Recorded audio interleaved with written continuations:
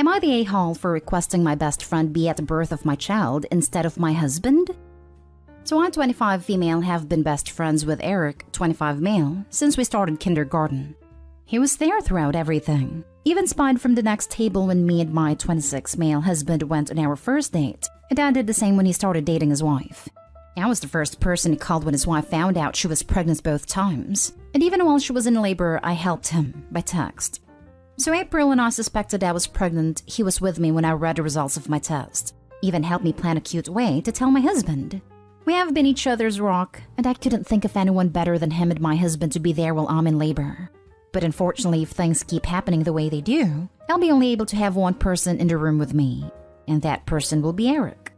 He was on board, and I planned to tell my husband when I knew for sure. At the moment, it's normal rules, but obviously things can change over a bug issue at any time. But Eric's wife found out and showed up at my house, screaming for a paternity test because she believes the baby's his. It's 1000% not. My husband was in shock and told me he's sick of third-wheeling our relationship, then packed a bag then left. Eric also sends me a text saying he wants to be with me when I go into labor, and he will be limiting our contact from now on. I'm honestly in shock at the events and have gotten so much hate.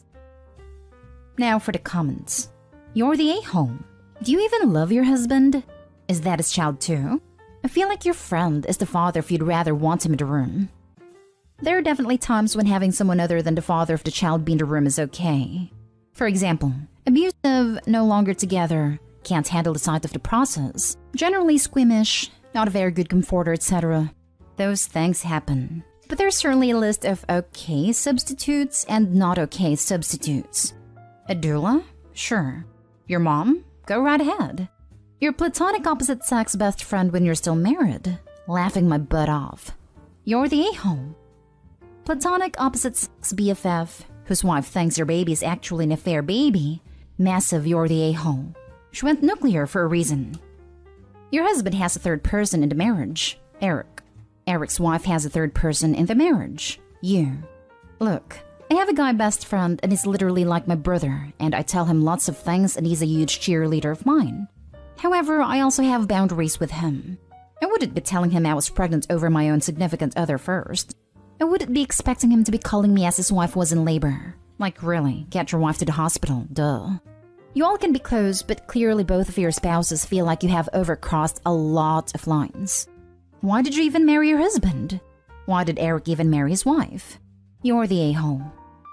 This comment is spot on. The part that jumped out to me was that Eric has decided to limit contact in order to maintain his marriage. That means he understands that there is a line you don't cross when it comes to marriage versus friendship. But she is still clueless. If she had said that her husband will be an absolute nightmare in the delivery room based on past experience, I would kinda understand. If not, she is taking away a significant life experience from him. You're the a-hole. Holy moly. You always have the right to choose who you want in the delivery room with you. However, if you choose someone that is your life partner, what does that say about your relationship with him? What does that say about how you feel around them? If you don't feel safest and or trust the individual who you are married to, and the father of your child, then what exactly are you doing here? Is husband your beard? A sap who you can use as a shield to deflect any accusations of having an emotional affair with Eric in front of his wife's face? Your husband is right, and ironically, he is literally the third wheel in his own marriage. Yuck. I'd seriously contemplate things at this point too. But I feel so awful for your husband. He deserves to be with someone who puts him first and wants him there for the birth of his child. I hope your future ex-husband finds someone who wants to be a partner in life and parenting, because you obviously don't. Sorry, but I think you're getting everything you deserve. Next story. Am I the a-hole for not wanting my parents to be anything more than guests in my wedding? I, 27 female, am the only child of an only child, my mom, and the son of a single woman, my dad, and we are firmly middle class. When I was 8, my aunt, her husband, and my nana were in a fatal car accident. As a result, my cousins, 6 male triplets, were taken in by my parents. Up until then, my mom was a teacher, but with the kids and all they needed, intensive therapy and constant reassurance, she quit her job to be a stay-at-home mom. My dad got a small inheritance from my nana that he used to pay off the house. As for my aunt's life insurance and her husband's, they were split into 3 and put in college funds for my cousins. From ages 8 to 13, my parents were too focused on my cousins that they forgot they had a daughter, and the money was so tight that I had to quit all of my hobbies. Because my cousins' hobbies were expensive and that they needed to make sure that they maintained the same standard of living for them. At 13, my maternal grandparents sat me down. They said that my parents drained my college fund, and that they were threatened by my parents of no contact if they tell me, but that I was old enough to keep the secret. They also said that they will be giving me what they could when I go to college. I guess that was it for me. I stopped seeing my parents as anything more than an egg and sperm donor at a point. Fast forward to when my cousins started going to college, and I guess my parents remembered that they had a kid, but I wasn't interested in having a relationship with them beyond an occasional phone call. Now I am about to get married. I asked my grandpa to walk me down the aisle and my grandma to take on the traditional mother of the bride role for me. Then, because I'm direct like that, I handed my parents their invites in person and told them that they are welcome only as guests or not at all. They got angry, and when they asked why, I just laid it out on them. And now they are trying to apologize, but it is too little too late for me. My cousins contacted me trying to make me take it back, offered me what was left in their college fund since they didn't know that I didn't have one, to make it fair. I refused, of course. It's more the emotional neglect that hurts, not the money. But a friend said that I was too harsh, that I should forgive and forget. So am I the a-hole? Your parents are lucky you invited them. I hope you can have separate relationships with your cousins though. We do have a relationship. I never held it against them and they are genuinely nice people.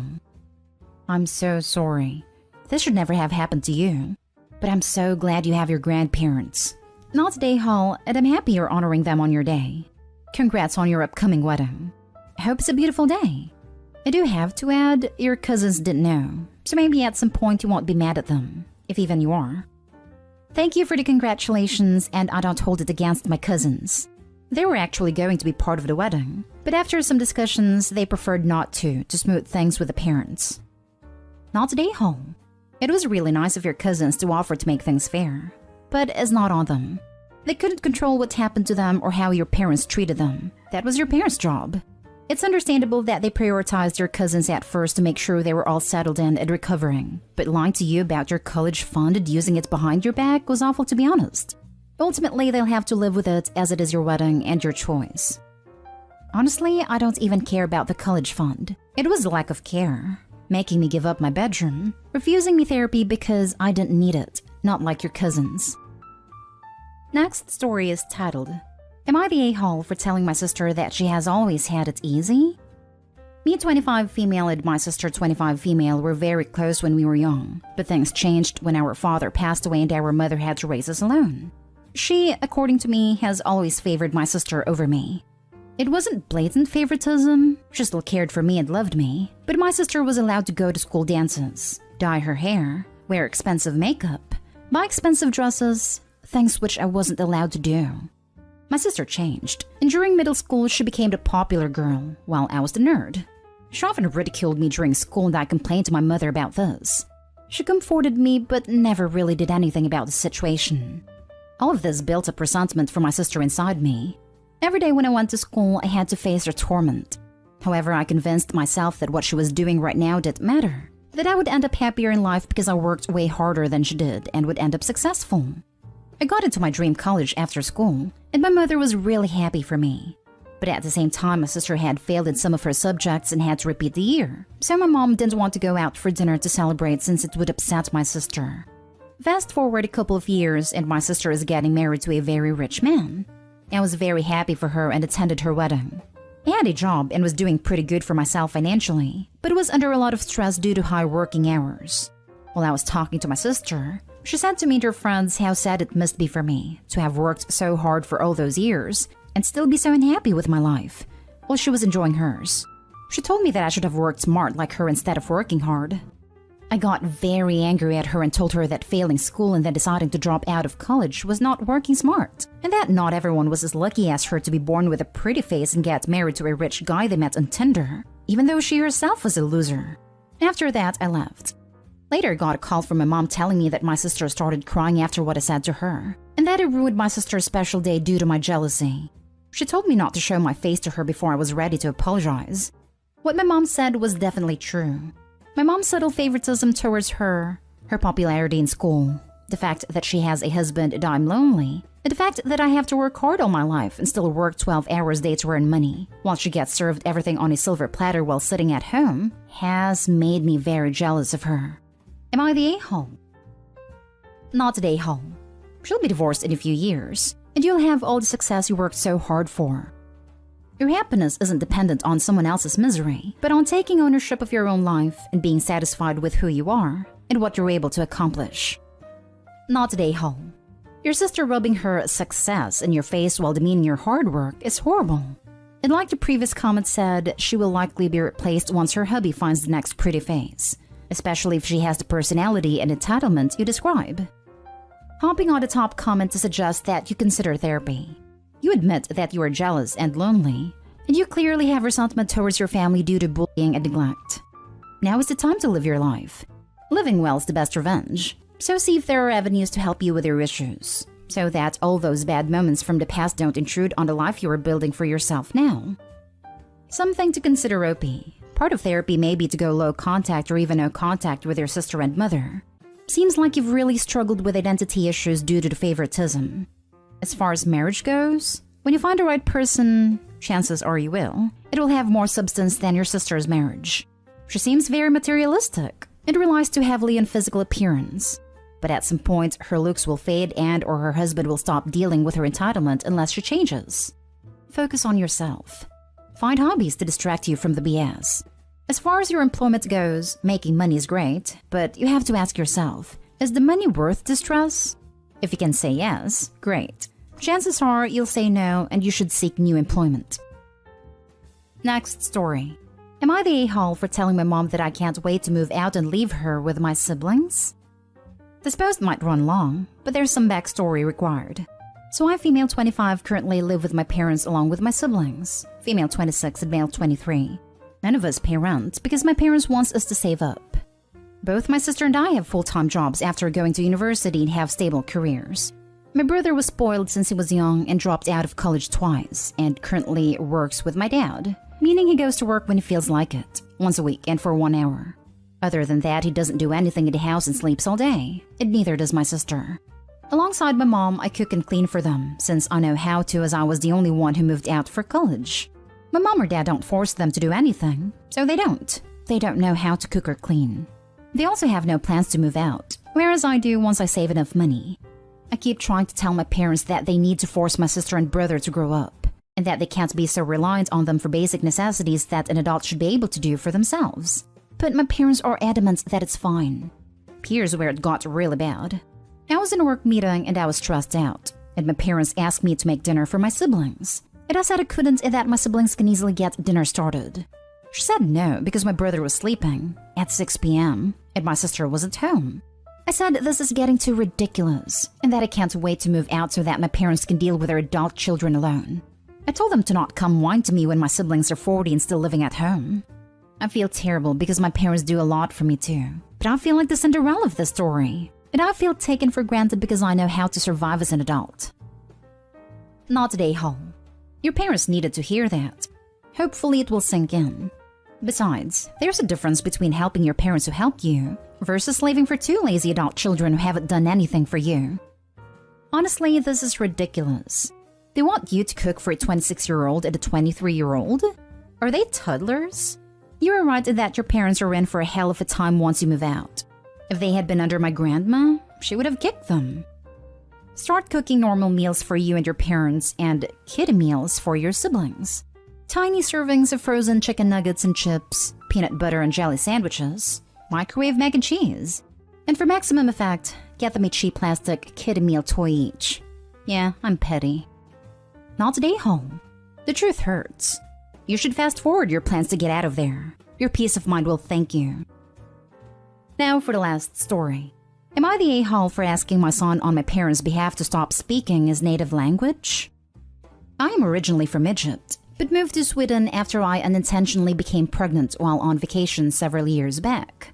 My parents were enraged at the news, since I wasn't married to the father of my child, so I decided to separate from them and move to Sweden and married my husband. We now have a son, 15, and our cat. I recently convinced my husband and son to move to Egypt, and things have been a little rough. Our son has been fighting me left and right. One of the main reasons I wanted to move back was because my parents and I have made peace, but they do not want any Swedish spoken in their presence as it isn't their language. My son knows Arabic as a second language, but he refuses to speak it when he doesn't have to, instead speaking in Swedish for most of the time. My parents have told me they don't like it, and I don't like it either. I find it disrespectful and I feel like Sweden isn't part of our lives anymore. So I asked my son if he could stop speaking the language, at least not constantly. He called me Nihal and hasn't spoken to me. I don't want to involve my husband because he's been very stressed lately. I hope someone sees my point of view. Now for the comments. This may be the post that earns A-Hall of the Week. Sweden is all your son has ever known. That's his entire life that you just appended to please your honestly awful parents. Saying that Sweden isn't part of our lives anymore is horrid. The world doesn't revolve around you or your desires.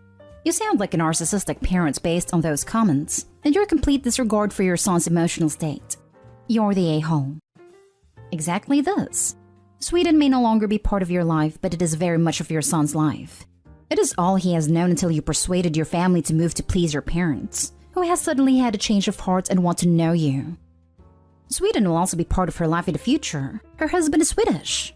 Unless they've fully cut contact with his family and all friends from the past 16 years. Pretty sure Sweden will be her son's entire life when he escapes her in 2 to 3 years.